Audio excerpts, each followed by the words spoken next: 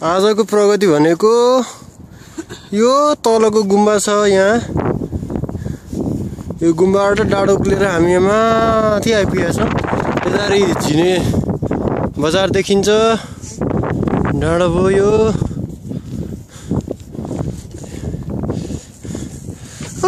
त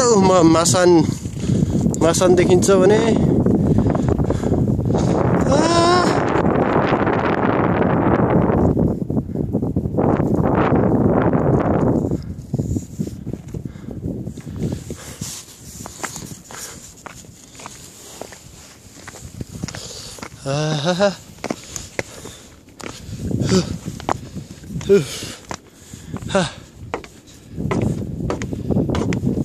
यता त बाटो रहेछ नि त, उता पल्लो डाँडो जाने अरे।